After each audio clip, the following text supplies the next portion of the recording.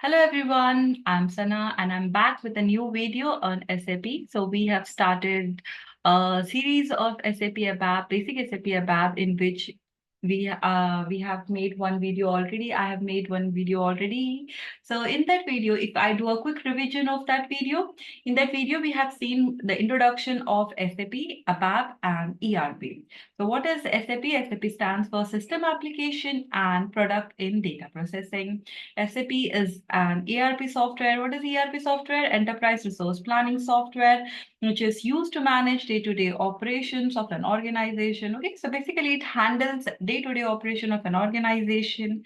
Then we have seen SAP is used in lots of companies. Then we have seen what is ABAP also. What is ABAP? ABAP is Advanced Business Application Programming, contains in SAP technical module. Okay, as ABAP is application specific programming language used to create application for SAP R3 system. So we have seen what is R2 and R3 systems also.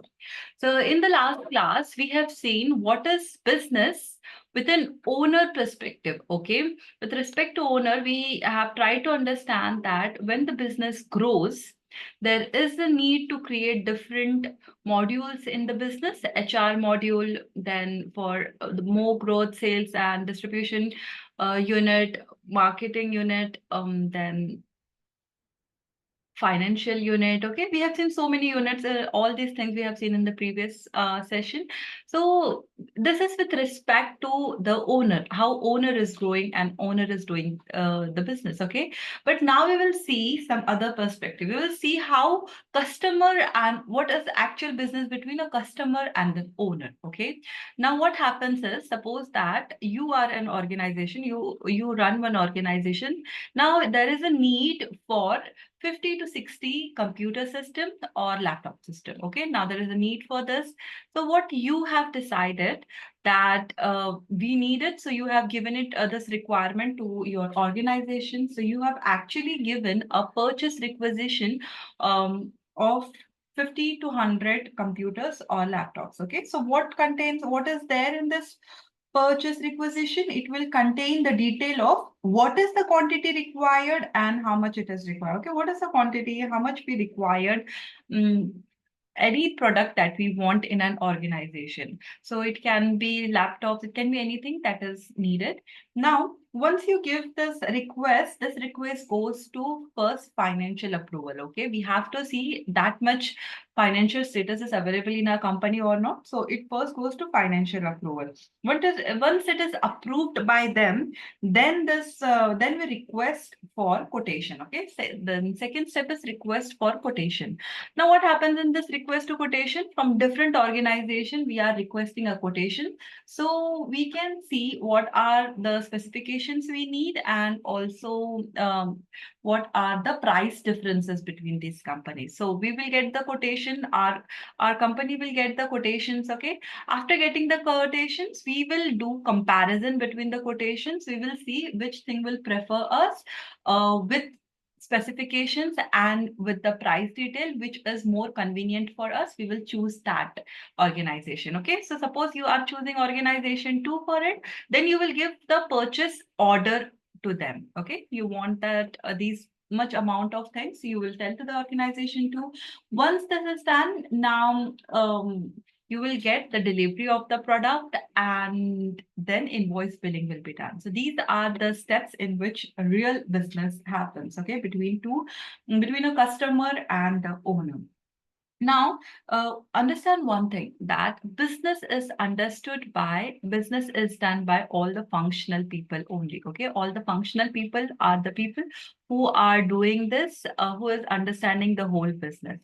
So what are the technical peoples here? Technical people, functional people will explain all the requirement to the technical people, and then technical people will handle the system. So they will understand the request, and according to it, they will create an application, and also they can create different kind of enhancement and all. So all these things functional will explain us, and we'll do it later. Okay, so what is the role of a BAPR? role of a mapper can be explained with this RICEF. Okay, so RICEF stands for RICEF, that is Report, Interface, Conversion, Enhancement, Form, and Workflow. Okay, so let me just give you an introductory part about all these things. Okay, so first we'll start with again reports. So see, functional tell us that we need the details of these customers, we need details of this material. Okay, so depending on that requirement, we are actually making reports for them. Okay, so reports is nothing but based upon the given input, we will fetch, read or write the data from the database and display it in a predefined format. In a good format, we will give it to them. Okay, so there are different types of reports that were given. First was the classical report. Okay, the first type of report that we will be seeing is classical report. Now, what happens in classical report is now the display of information, actually entire information is just in a single list. Okay, there's a single list and display of whole data is there. So it is very static, and that's why it is not used nowadays. So in previously it was used. Then as it is not much interactive, that's why it was not used. And then came the second report, which is called as interactive reports. Okay, what happened in the interactive reports is now it display first display will be the summary of the information, summarize information about the basic list, and you can actually click on all. Suppose it is a material list that we have the functional have asked for, so we will create a material list. Now, if you want to know more details about this material, you can actually click on it and you can get to know about where it, suppose you have clicked location of it, so you'll get to know about the plant details, okay, location details. So all these things we will get to know when you click on it. So actually we made the report interactive. So this was very interesting report, but still the appearance was in the format of list only. Okay, so list was not giving it such a good look, just it was making it interactive, that's it. Then we came up with the third report, which is called as ALV report. Okay, so ALV report is the thing that is nowadays used every time. Okay, so what is ALV reports? ALV report is used to display the data. See, it can do all the things that these two reports can do. Okay, displaying all the information. Then here to make it interactive. Okay, ALV is interactive also. You can click on any particular column on a particular cell and you will get information or information details about it. So that is also done. And here the display, okay, the display is not in the list format. Here the display, it displays in the grid format. That makes it different. So being in a grid format, we can add colors, borders, shades, okay, we can add filters to it, sorting can be done. So many functionalities, additional functionalities is given by ALV report.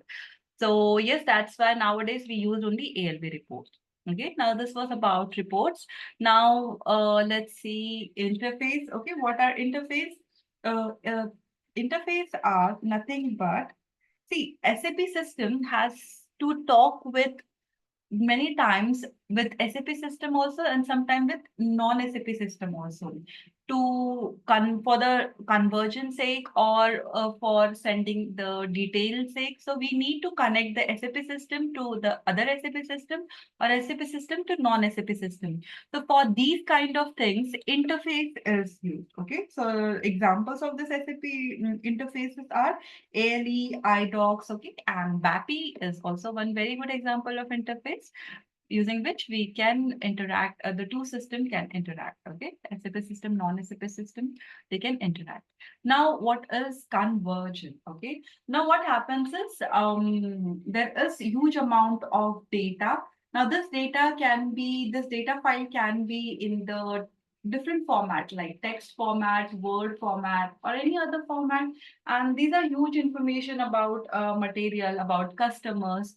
So we have to, if we have to add this all details from this different file format to the SAP format, okay, so we need to do the conversion of it. So conversion program are used to transfer the data from file to SAP system. From different file, we will shift it to SAP system.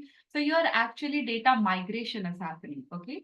So conversion programs are like the examples of them are a BDC, and LSMW is also one of the examples. BAPI is also used for it, okay, for conversions. So we will see all this thing in detail. This is just an introductory part of what are all these things, okay? Now, enhancement. Enhancement is very nice thing. So enhancement, what are the things that are in enhancement? Enhancement is nothing but is used to add some additional functionality to what? To the standard functionality without disturbing the standard functionality. Okay. Now enhancement can be done in two types. There is a standard enhancement and there is object oriented enhancement. In standard enhancement, there can be user exit, okay, customer exit. There is enhancement framework, enhancement spot. And for the object oriented enhancement, we have something called as baddie. Baddie is very important thing. We will see in our classes how we can work with baddie and all. Okay. So yeah, these are the enhancement part. Now forms are used to decide the business document. See, the whole representation of the company need on a paper is done by this forms only. Whether it can be offer letters, experience letters, and main thing is invoice bills. Okay, so billing part, pay bills, all these things is done in the form of forms. So forms, there are two kinds of forms, like there are three kinds of forms that are available, like SAP script. SAP script is one of them, and smart forms are them, ad hoc forms are them. Okay, so using which we can create invoice bills and other business document. Now comes workflow. Workflow is used to automate the exist business process, and it is used to identify what is the load of an employee. Okay, what is workload for the employees as well as what is the performance of the employee. So that is there in the workflow. So this is what a RICEF is. Now, a Vapor has to do all of these things. Now, after this, what are the projects that a Vapor will do? Okay, type of the different projects that we will be doing. First is implementation project. Okay, what happens in implementation project is, first of all, the business that was running did not contain any SAP in it. Okay, now we want to add this, we want to implement this SAP system now. So we will be using implementation projects. So whenever we want to develop the SAP from fundamental onwards, from starting onwards, then we go for implementation project. Okay. So the implementation project takes around 1 to 2 years, depending upon the size of the organization. If it's really big, we can need a little bit more time also. Okay. So phases of this implementation project is, first, project preparation phase is done, then blueprint phase comes. Okay, main thing happens in realization phase, in which we understand the requirement, we start making the implementation of the project, and then comes final preparation phase, and then go live and support phase occurs. Now, second is rollout projects. Okay, what happens in rollout project is, suppose you're one of the organization is having one company in Mauritius, suppose. So now they want to implement SAP there. So they will implement SAP. And after looking that, yes, everything is going cool here in Mauritius. Now they want to implement SAP in the another, if there is another part of the company in the different city, then they will roll out the project there also. Okay. So whenever we purchase any new company and we want to extend the same SAP to new company, then we are usually going to the roll out projects. Then the third is support. Support is like we are, once making the implementation project, we are giving then support for 24 by 7 hours. Okay, so after go level support phase, each and every company requires support. So that time we go for the support projects. And last is upgradation project. Okay, so what happens is SAP is having different versions. So whenever the version is changed, if you want to implement the new technology into the existing system, then we go for the upgradation project. Upgradation project takes 30 days to normally 3-4 months also we can take for it. Okay. So yeah, these are all the projects that a developer have to work on. Now, yeah, let's go to the SAP screen, web screen, and just let's see what are the things that are present there. So I'll just open SAP screen here. So when you open the SAP screen here, you will get these things. So you have to click on it. Okay, I'll share the screen. Yeah. Okay, so you will get one ID and password from your organization, and you have to enter that. So these are the four things that you have to enter. User and password you will get from your team. So you can add that only here. Okay, so languages, there are different languages that are available in SAP. So first SAP was launched in German language in Germany. Okay, now till now there are 25 to 27 languages available. So yeah, the now about clients. What are the clients? Okay, so for understanding the client, we have to understand that clients are actually connected with servers.